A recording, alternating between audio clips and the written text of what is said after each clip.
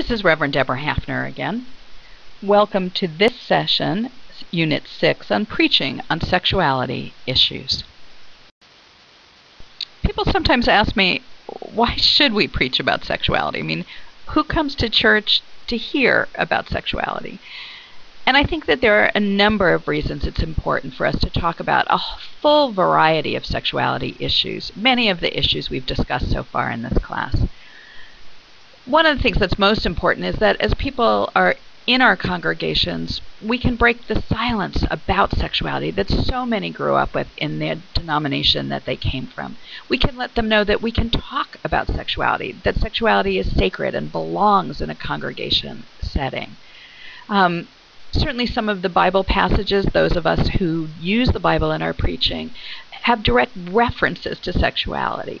And we can let people understand that we're not afraid to talk. So if you are preaching about Rachel and Leah and the mandrakes, to talk about, in fact, that those were aphrodisiacs or understood to be aphrodisiacs at the time. That when we talk about Noah's Ark, we can address the idea that why, in fact, did there need to be more than one animal? I once had a man say to me that when he was a small child and they would tell the story of Noah's Ark, he would always wonder, why did God need two animals? And he concluded it was because one of them might get sick and die. So clearly the Bible has many messages about sexuality, and you might want to look at some of my writings on that.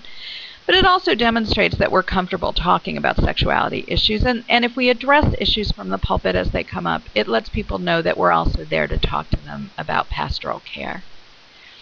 And when issues are breaking in the news, whether that's about family planning or same-sex marriage or international reproductive health or ENDA or LGBT rights and sexual abuse prevention, etc., that we in fact can be prophetic voices on sexual justice. There'll be more of that in a future unit. Now, there's some points I want you to think about as you're thinking about preaching about sexuality issues. The first thing is you don't want to scare anybody. You want to prepare them. Talking about sexuality can be announced. I give a sermon frequently called Sexual Morality, Justice, and Healing in many of our UU churches. And we make sure that there is a newsletter announcement beforehand, that it's posted as an upcoming sermon so people know what they're getting into. If you've never preached about these issues, you want to start slow. You want to be gentle. You want to be careful with your language. You may not want to be talking about people with multiple partners or people with diverse sexual behaviors in a sermon if you've never talked about these issues before. So starting slowly, talking about bodies, affirming the variety of families are always to begin. Looking for opportunities to integrate these issues into other sermons. I'm always careful, for example, that when I am preaching about families, that I address the fact that there are many kind of families, and using inclusive language helps that. So for an example, on a family sermon, I want to talk about moms and dads, moms and moms, dads and dads, grandparents raising children, all the different ways that families come together. Clearly, we need to be appropriate. You need to be thinking, if you are preaching about sexuality, about what you have on, what message you are giving, dressing in a way that doesn't cause people discomfort with your sexuality at the same time that you're talking about sexuality. I was trained a long time ago that when I appear on TV, I should either do it in a collar or in red, white, and blue, that I want to be as approachable as possible. Being careful with language that's appropriate to the pulpit and certainly not transgressing boundaries, as we'll talk about in a little while. Sharing our own stories. If you are comfortable talking about the fact that sexuality has not always been easy for you to talk about.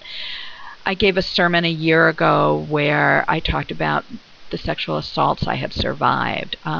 And that really goes to number 7, which is don't bleed on them.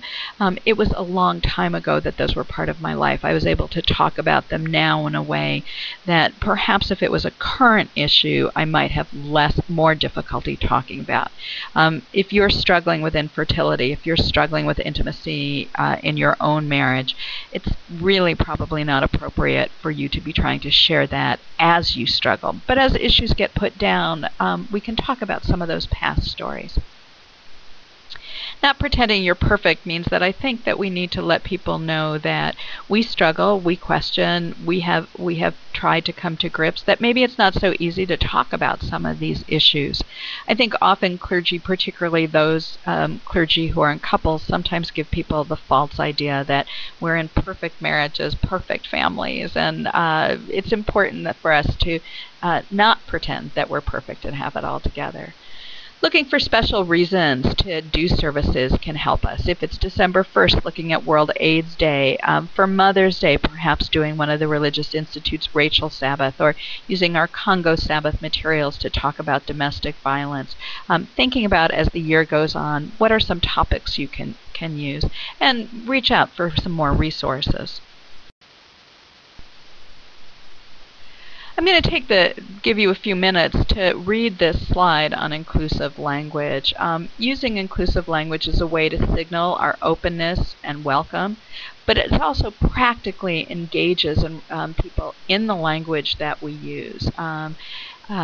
We've put together this slide to help you think about how to use language. For example, transgender people have taught us that when we say brothers and sisters, they can feel left out. And so talking about siblings or kin, we tend to use in our tradition expansive language for describing God, but paying attention to the gendered adjectives for God, whether they in fact include both male and female sounding adjectives, but also that we talk about either a non-gendered God or that we alternate using he and she. So think about the way your language will make a difference.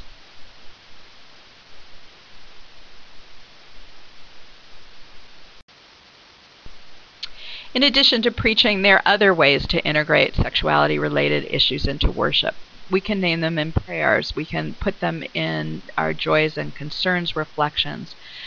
We can include sexual justice information in our bulletin news sections or in our newsletters when new topics are breaking. And we can encourage alternative worship styles, for example, intentionally making connection to the body through movement, seeing us as an incarnated faith.